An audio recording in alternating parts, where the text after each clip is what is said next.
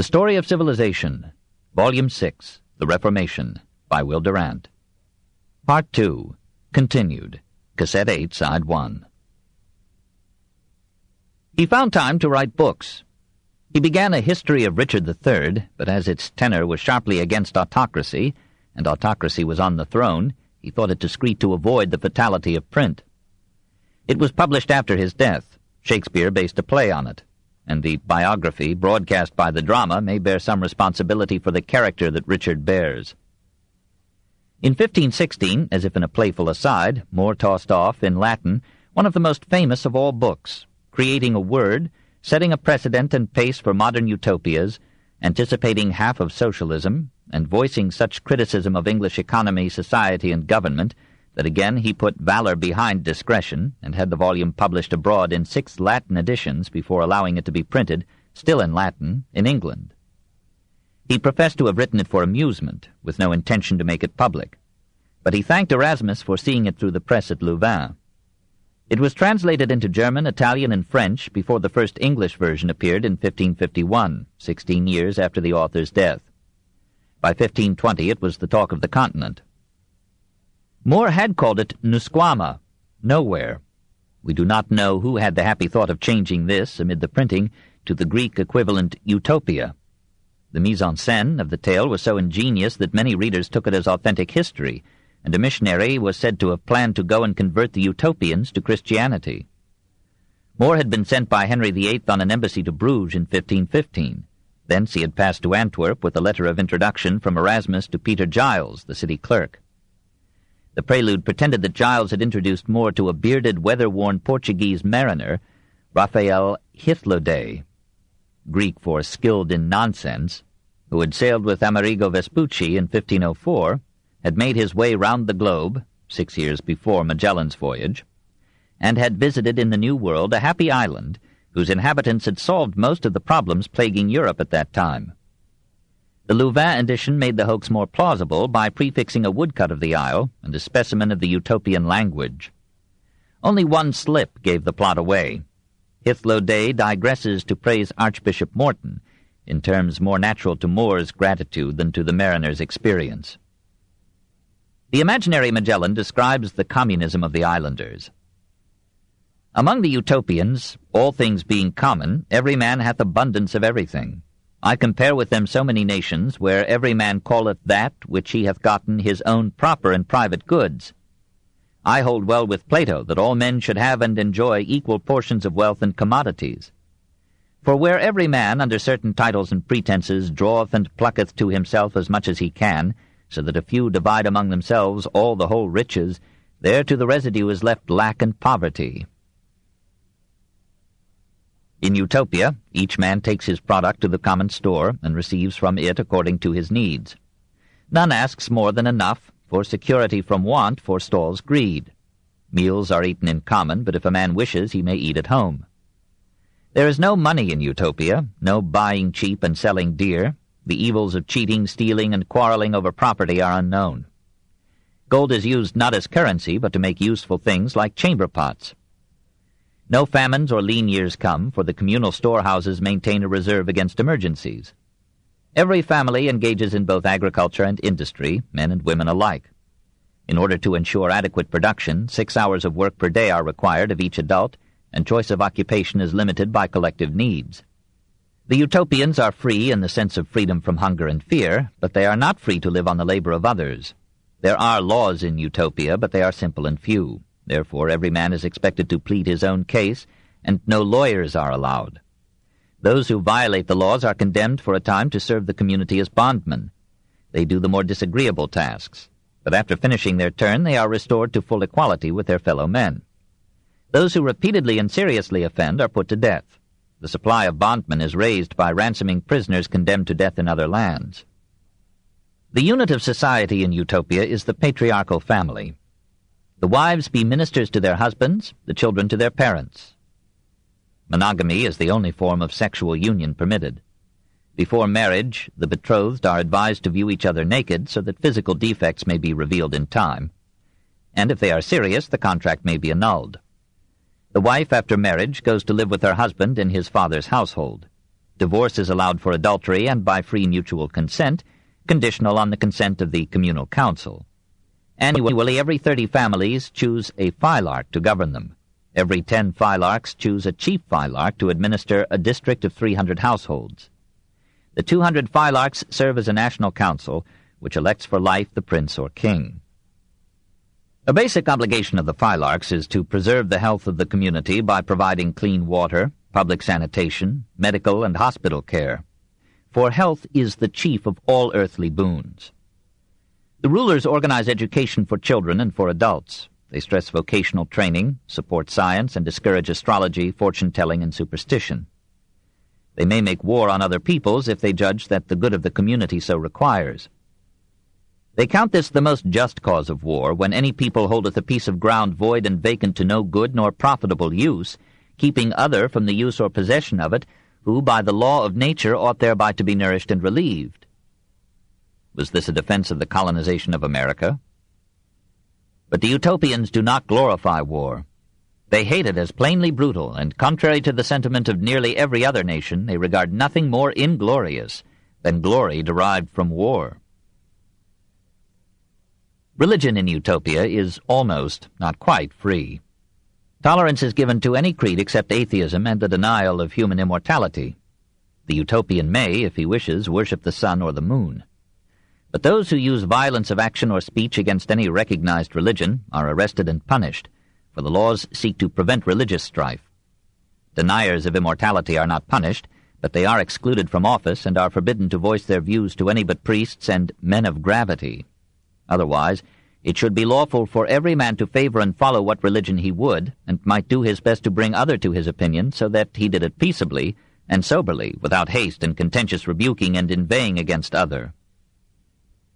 So in Utopia there are various religions, but the most and wisest part believe that there is a certain godly power unknown, everlasting, incomprehensible, inexplicable, far above the reach and capacity of man's wit, dispersed through the world.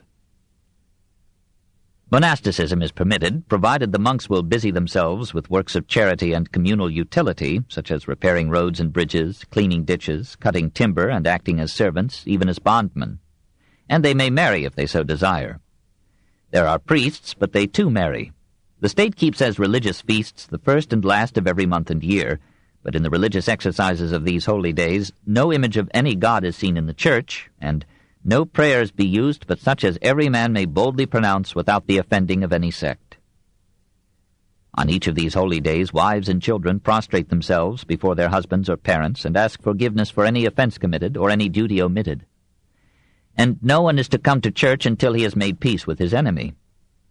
It is a Christian touch, but More's youthful humanism appears in his partial acceptance of the Greek view of suicide. If a man suffers from a painful and incurable disease, he is permitted and encouraged to end his life.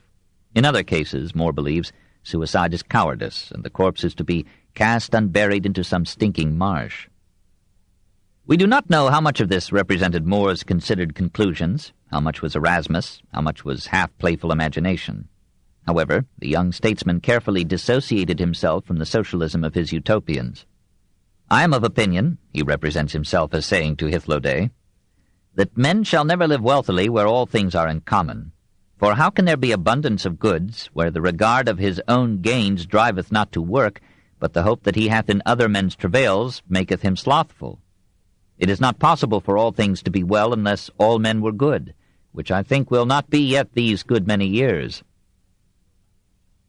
Yet some sympathy with radical yearnings must have inspired so extensive a picture of the communist ideal.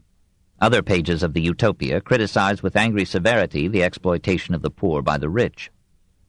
Enclosures of one's common lands by English lords are condemned with such detail and spirit as seem unlikely in a foreigner. Says Hythloday to More, "The unreasonable covetousness of a few hath turned to the utter undoing of your island. Suffer not these rich men to buy up all, to engross and forestall, and with their monopoly to keep the market alone as pleases them. When I consider and weigh in my mind all these commonwealths which now anywhere flourish, I can perceive nothing, so God help me, but a certain conspiracy of rich men promoting their own commodities under the name and title of the Commonwealth. They invent and devise all means and crafts, how to hire and abuse the labor of the poor for as little money as may be. These devices be then made laws. It is almost the voice of Karl Marx moving the world from a foot of space in the British Museum. Certainly Utopia is one of the most powerful, as well as one of the first indictments of the economic system that continued in modern Europe until the 20th century. And it remains as contemporary as a planned economy and the welfare state.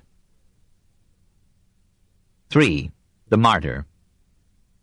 How did it come about that a man with such ideas seething in his head should have been appointed to Henry VIII's council in the year after the publication of Utopia?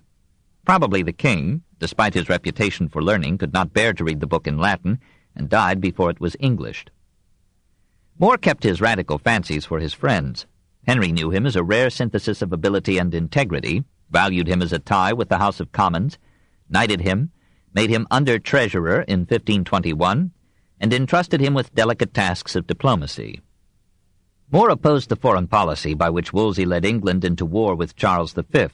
The emperor, in More's view, was not only dangerously resourceful, he was also the heroic defender of Christendom against the Turks. When Wolsey fell, More so far forgot his manners as to review in Parliament the faults and errors that had caused the fall. As leader of the opposition, he was the logical successor of the cardinal, and for 31 months he served as Chancellor of England. But the real successor to Wolsey was the king. Henry had discovered his own power and capacity, and was resolved, he said, to free himself from an unfriendly and obstructive papacy, and to legitimate his union with the woman whom he loved, and who could give him an heir to the throne. More found himself no guide of policy, but a servant of aims that ran counter to his deepest loyalties. He consoled himself by writing books against Protestant theology and prosecuting Protestant leaders.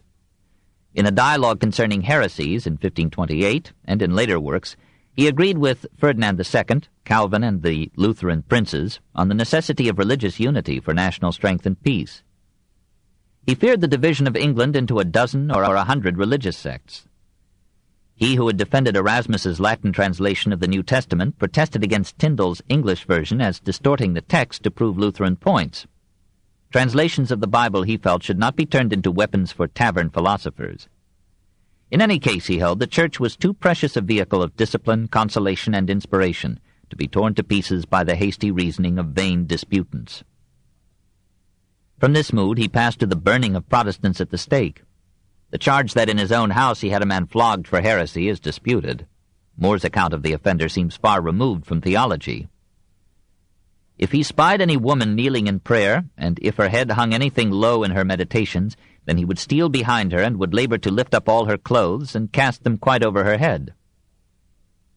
It may be that in the 3 death sentences pronounced in his diocese during his chancellorship, he was obeying the law that required the state to serve as the secular arm of ecclesiastical courts.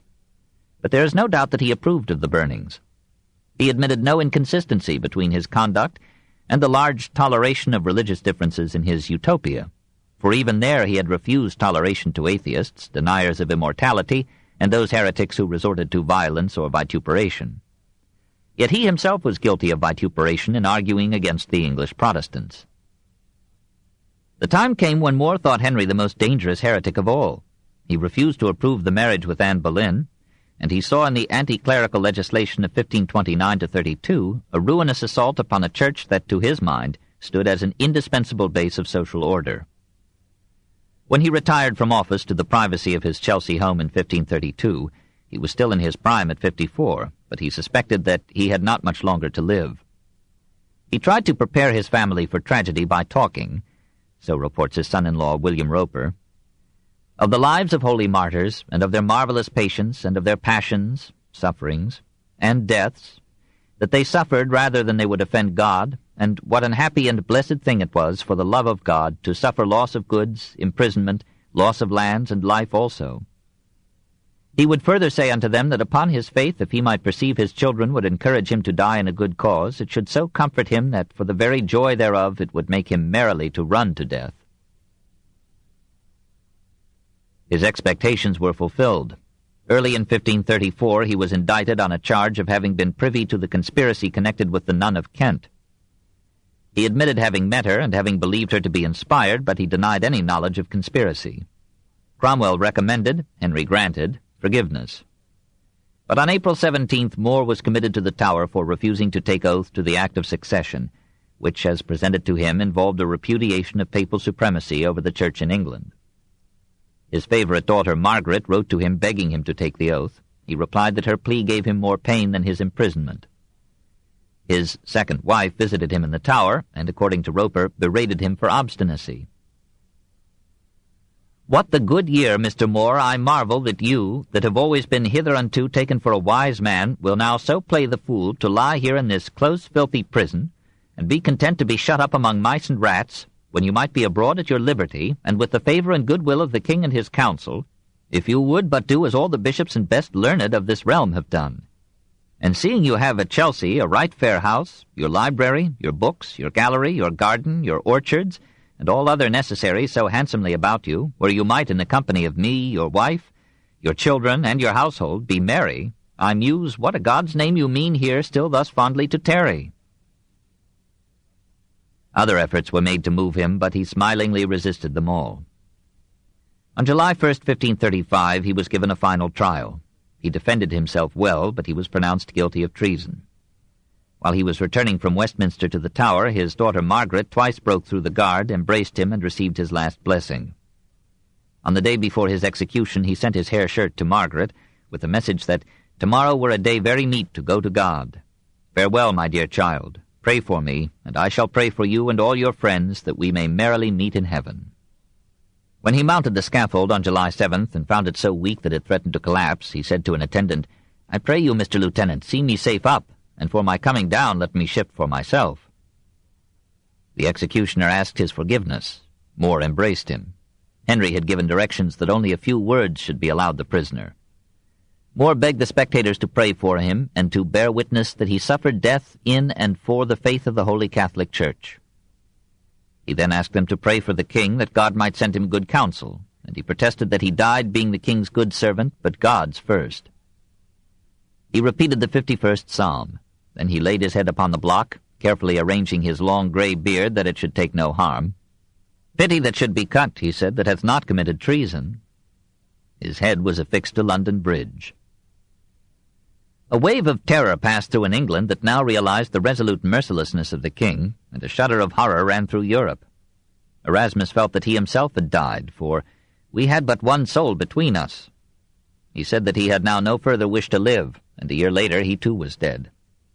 Charles V, apprised of the event, told the English ambassador, "If I had been master of such a servant, of whose doing I myself have had these many years no small experience, I would rather have lost the best city in my dominions than lose such a worthy counselor."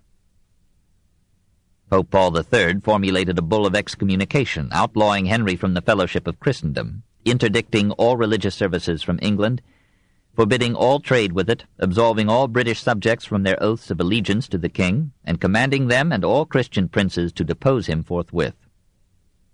As neither Charles nor Francis would consent to such measures, the Pope withheld issuance of the bull till 1538.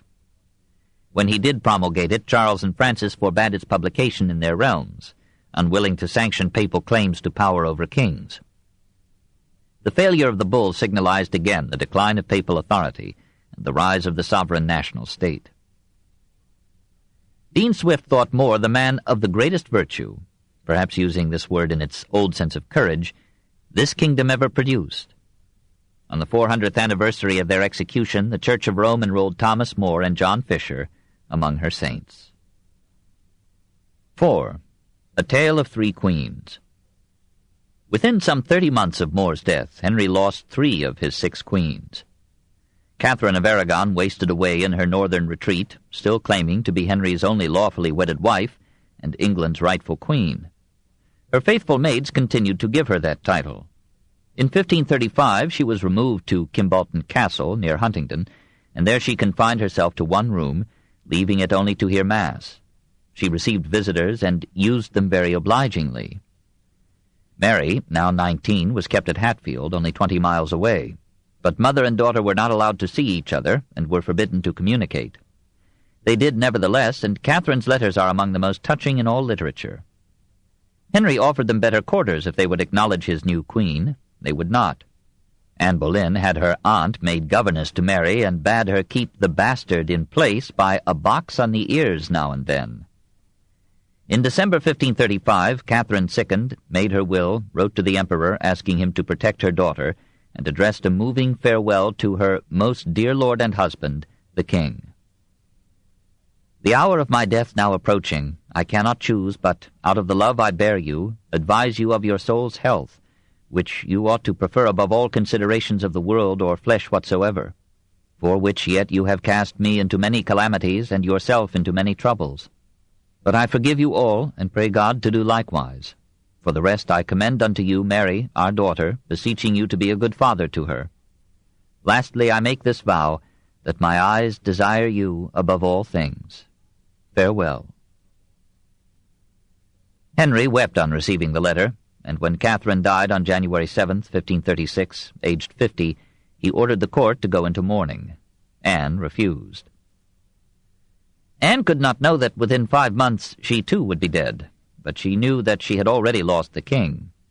Her hot temper, her imperious tantrums, her importunate demands wearied Henry, who contrasted her railing tongue with Catherine's gentleness. On the day of Catherine's burial, Anne was delivered of a dead child, and Henry, who still yearned for a son, began to think of another divorce, or as he would put it, an annulment. His second marriage, he was quoted as saying, had been induced by witchcraft, and was therefore void. From October 1535 he began to pay special attention to one of Anne's maids, Jane Seymour. When Anne reproached him, he bade her bear with him patiently, as her betters had done.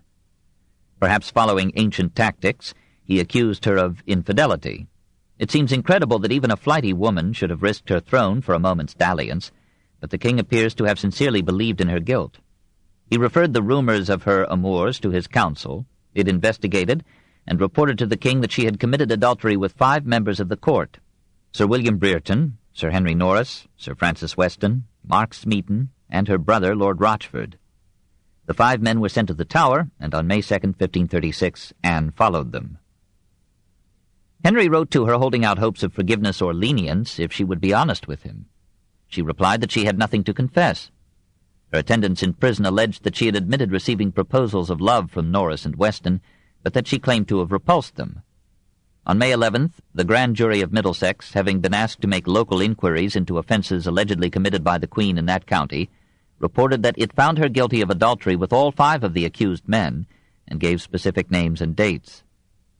On May 12th, 4 of the men were tried at Westminster by a jury including Anne's father, the Earl of Wiltshire. Smeaton confessed himself guilty as charged. The others pleaded not guilty. All 4 were convicted. On May 15th, Anne and her brother were tried by a panel of 26 peers under the presidency of the Duke of Norfolk, her uncle but political enemy. Sister and brother affirmed their innocence, but each member of the panel announced himself convinced of their guilt, and they were sentenced to be burned or beheaded as shall please the king. On May 17th, Smeaton was hanged. The other 4 men were beheaded as befitted their rank. On that day, Archbishop Cranmer was required by royal commissioners to declare the marriage with Anne invalid, and Elizabeth a bastard. He complied. The grounds for this judgment are not known, but presumably Anne's alleged prior marriage with Lord Northumberland was now pronounced real. On the eve of her death, Anne knelt before Lady Kingston, wife of the warden, and asked a last favour, that she should go and kneel before Mary and beseech her, in Anne's name, to forgive the wrongs that had come to her through the pride and thoughtlessness of a miserable woman. On May 19th, she begged that her execution should take place soon. She appeared to derive some comfort from the thought that the executioner I have heard to be very good, and I have a little neck, whereupon she laughed. That noon she was led to the scaffold.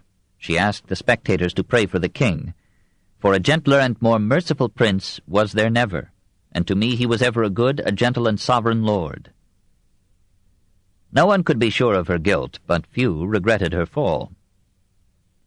On the day of her death, Cranmer gave the king a dispensation to marry again in renewed quest for a son. On the morrow, Henry and Jane Seymour were secretly betrothed. On May 30th, 1536, they were married, and on June 4th she was proclaimed queen. She was of royal lineage, being descended from Edward III. She was related to Henry in the 3rd or 4th degree of consanguinity, which called for another dispensation from the obedient Cranmer. She was of no special beauty, but she impressed all with her intelligence, kindness, even modesty. Cardinal Pole, Henry's most thoroughgoing enemy, described her as full of goodness. She discouraged the king's advances while Anne lived, refused his gifts, returned his letters unopened, and asked him never to speak to her except in the presence of others. One of her first acts after marriage was to effect a reconciliation between Henry and Mary. He did it in his own way. He had Cromwell send her a paper entitled The Confession of the Lady Mary. It acknowledged the king as supreme head of the Church in England, repudiated the Bishop of Rome's pretended authority, and recognized the marriage of Henry with Catherine as incestuous and unlawful. Mary was required to sign her name to each clause. She did, and never forgave herself. 3 weeks later the king and queen came to see her and gave her presents and 1,000 crowns. She was again called princess, and at Christmas 1536 she was received at court. There must have been something good in Henry, and in Bloody Mary, for in his later years she almost learned to love him. When Parliament met again on June 8, 1536, it drew up at the king's request a new Act of Succession, by which both Elizabeth and Mary were declared illegitimate, and the crown was settled on the prospective issue of Jane Seymour. In July, Henry's bastard son, the Duke of Richmond, died. Now all the hopes of the king lay in Jane's pregnancy. England rejoiced with him when, on October 12, 1537, she was delivered of a boy, the future Edward VI. But poor Jane, to whom the king was now as deeply attached as his self-centered spirit allowed, died 12 days after her son's birth. Henry was for some time a broken man. Though he married thrice again, he asked at his death to be buried beside the woman who had given her life in bearing his son. What were the reactions of the English people to the events of this world-shaking reign? It is difficult to say. The testimony is prejudiced, ambiguous, and sparse. Chapuis reported in 1533 that, in the opinion of many Englishmen, the last King Richard was never so much hated by his people as this king. Generally, the people sympathized with Henry's desire for a son, condemned his severity to Catherine and Mary, shed no tears over Anne, but were deeply shocked by the execution of Fisher and More. The nation was still overwhelmingly Catholic, and the clergy, now that the government had appropriated the annats, were hoping for reconciliation with Rome. But hardly any man dared raise his voice in criticism of the king. Criticism he received, and from an Englishman, but one with the channel between him and the king's practiced arm. Reginald Pole was the son of Margaret Plantagenet, Countess of Salisbury, herself the niece of Edward IV and Richard III. He was educated at Henry's expense, received a royal pension of 500 crowns a year, and was apparently destined for the highest offices in the English Church. He studied in Paris and Padua, and returned to England in high favor with the king. But when Henry insisted on hearing his opinion of the divorce, Reginald frankly replied that he could not approve of it unless it should be sanctioned by the Pope. Henry continued the youth's pension and permitted him to return to the continent. There Pole remained 22 years, rose in papal esteem as scholar and theologian, and was made a cardinal at the age of 36 in 1536. In that year he composed in Latin a passionate attack upon Henry, Pro Ecclesiasticae Unitatis Defensione, in defense of church unity. He argued that Henry's assumption of ecclesiastical supremacy in England invited the division of the Christian religion into national varieties, and that the resultant clash of creeds would bring social and political chaos to Europe. He charged Henry with egomania and autocracy. He scored the English bishops for yielding to the enslavement of the church by the state. He denounced the marriage with Anne as adultery and predicted, not too wisely, that the English nobility would forever rank Elizabeth as a harlot's bastard. He called upon Charles V to waste no ammunition on the Turks, but to turn the imperial forces against England's impious king. It was a powerful invective, spoiled by youthful pride and eloquence. Cardinal Contarini advised the author not to publish it, but Pole insisted, and sent a copy to England. When Paul III made Pole a cardinal, Henry took it as an act of war. The king abandoned all thought of compromise, and agreed with Cromwell that the monasteries of England should be dissolved, and their property added to the crown. Chapter 25. Henry VIII and the Monasteries, 1535 to 1547. 1. The Technique of Dissolution. In 1535, Henry, too busy with love and war to play pope in retail as well as gross, appointed the agnostic Cromwell vice-regent of the king in all his ecclesiastical jurisdiction. Cromwell now guided foreign policy, domestic legislation, the higher judiciary, the Privy Council, the Intelligence Service, the Star Chamber, and the Church of England. Wolsey at apogee had never had so many long and grasping fingers in so many juicy pies. He kept an eye, too, on all printing and publication. He persuaded the king to forbid the printing, sale, or importation of books except after approval by agents of the crown, and he had anti-papal literature published at the government's expense. Cromwell's innumerable spies kept him informed on all movements or expressions of opposition to Henry or himself. A remark of pity for Fisher or Moore, a jest about the king, could bring a secret trial and long imprisonment, and to predict the date of the king's death was to incur one's own. In special cases, to make conclusions certain, Cromwell acted as prosecutor, jury, and judge. Nearly everyone in England feared and hated him. His chief difficulty was that Henry, though omnipotent, was bankrupt. The king was anxious to enlarge the navy, to increase or improve his harbors and ports. His court and personal expenses were extravagant, and Cromwell's system of government required a broad stream of funds. How to raise money? Taxes were already high to the point where resistance made further collection more costly than lucrative. The bishops had drained their parishes to appease the king, and no gold poured in from America such as daily succored England's enemy, the emperor. Yet one institution in England was wealthy, suspect, decrepit, and defenseless: the monasteries. They were suspect because their ultimate allegiance was to the Pope, and their subscription to the Act of Supremacy was considered insincere and incomplete. They were, in the eyes of the government, a foreign body in the nation, bound to support any Catholic movement against the king. They were decrepit because they had in many cases ceased to perform their traditional functions of education, hospitality, and charity.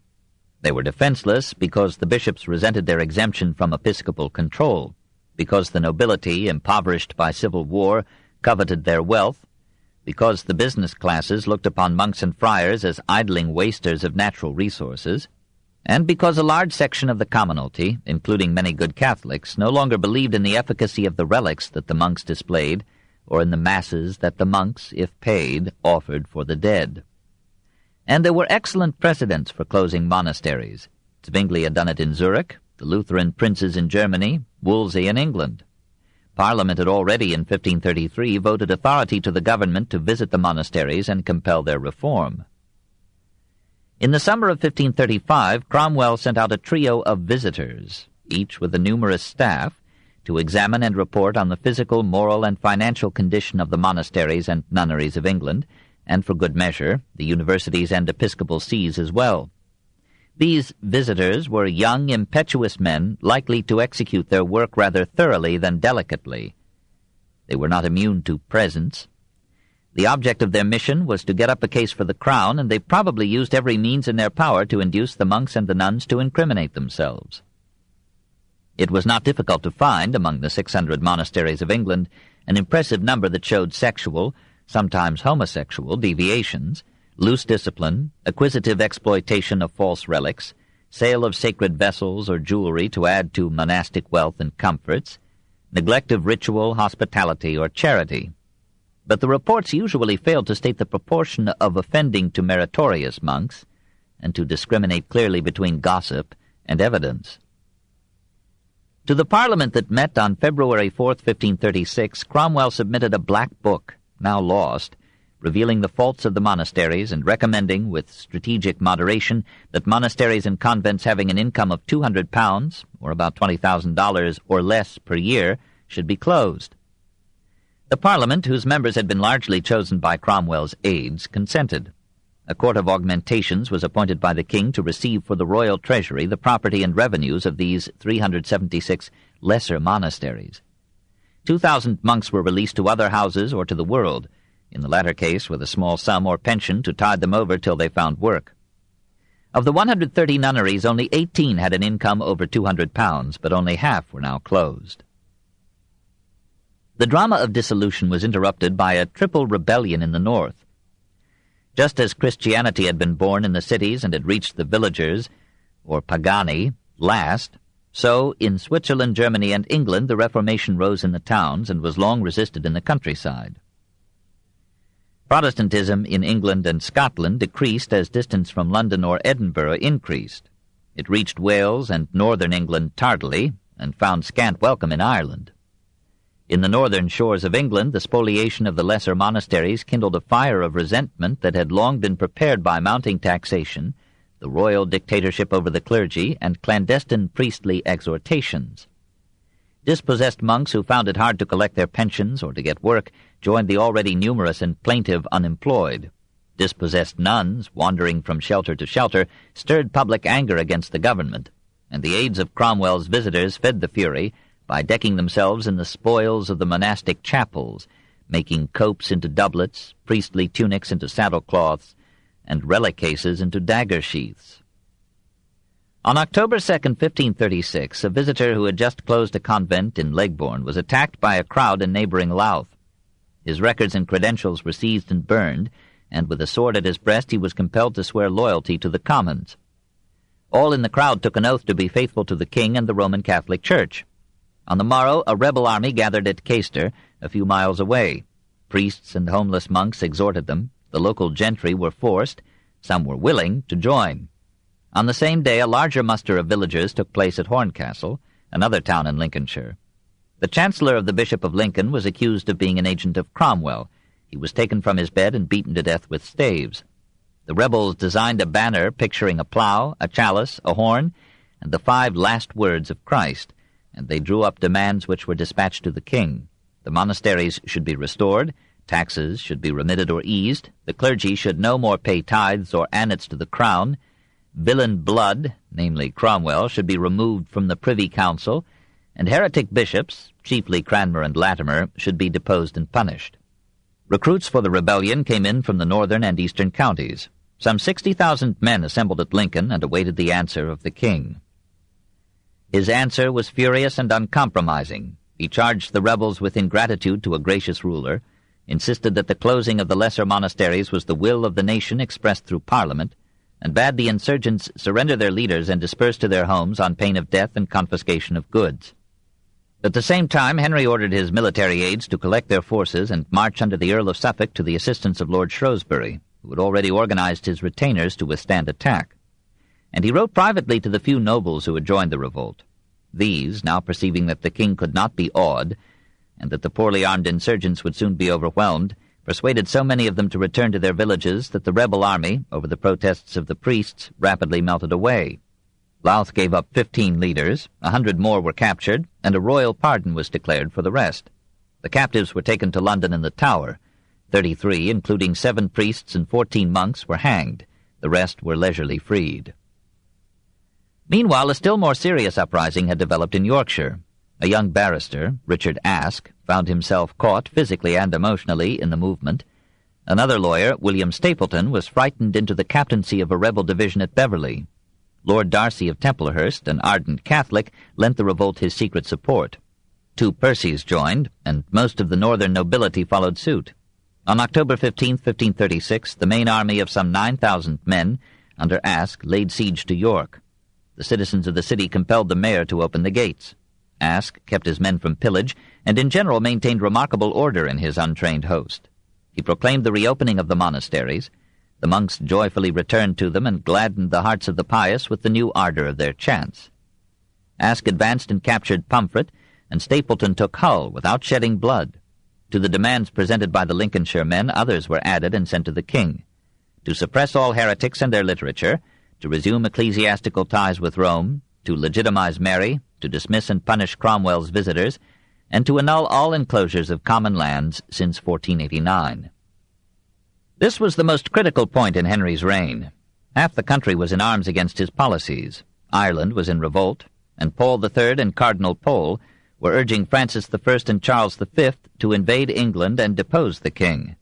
With the last burst of his declining energy, he sent out orders in all directions for the mustering of loyal troops, and meanwhile instructed the Duke of Norfolk to bemuse the rebellious leaders with negotiations. The Duke arranged a conference with Aske and several nobles, and won them over by a promise of pardon to all. Henry invited Aske to a personal conference and gave him a safe conduct. He came to the king, was charmed by the aura of royalty, and returned meek and unharmed to Yorkshire in January 1537. There, however, he was arrested and was sent to London as a prisoner. Shorn of its captains, the insurgent host fell into angry divisions and wild disorder. Defections multiplied, and as the united levies of the king approached, the rebel army disappeared like a vanishing mirage in February 1537.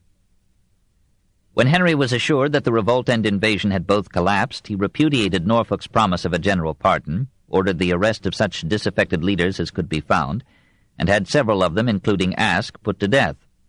To the Duke he wrote, "Our pleasure is that before you close up our banner again, you shall cause such dreadful execution to be done upon a good number of the inhabitants of every town, village, and hamlet that have offended, as they may be a fearful spectacle to all others hereafter that would practice any like matter. Forasmuch as all these troubles have ensued by the solicitation and traitorous conspiracies of the monks and canons of these parts, we desire you, at such places as have conspired and kept their houses with force, you shall without pity or circumstance cause all the monks and canons that be in any wise faulty to be tied up without further delay or ceremony." With the opposition so sternly terrified, Cromwell proceeded to close the remaining religious houses in England. All the monasteries and nunneries that had joined the revolt were dissolved forthwith, and their property was confiscated to the state. Visitations were extended and yielded reports of indiscipline, immorality, treason, and decay. Many monks, anticipating closure, sold relics and valuables from their houses to the highest bidder. A finger of St. Andrew fetched £40. The monks at Walsingham were convicted of faking miracles, and their lucrative image of the Virgin was cast into the fire. The historic tomb of St. Thomas a Becket at Canterbury was demolished. Henry III proclaimed the victor over Henry II to have been no real saint. The relics that had offended Colet and amused Erasmus were burned. The precious objects donated by the piety of pilgrims during 250 years were carted away to the royal treasury in 1538, and thereafter Henry wore on his thumb a great ruby taken from the shrine. Some monasteries sought to fool fate by sending Cromwell money or gifts. Cromwell accepted everything and closed all. By 1540, all monasteries and all monastic property except cathedral abbey churches had passed to the king. All in all, 578 monasteries were closed, some 130 convents. 6,521 monks or friars were dispersed, 1,560 nuns. Among these, some 50 monks and 2 nuns willingly abandoned the religious habit, but many more pleaded to be allowed to continue somewhere their conventual life. Some 12,000 persons formerly employed by or dependent upon the religious houses lost their places or alms. The confiscated lands and buildings had enjoyed an annual revenue of some £200,000, or about $20 million, but quick sales reduced the annual income of the properties after nationalization to some £37,000. To this should be added £85,000 in confiscated precious metal, so that the total spoils in goods and income accruing to Henry during his life may have been some £1,423,500. The king was generous with these spoils. This book is continued at this point on the other side of this cassette. Please reverse or turn the cassette over now.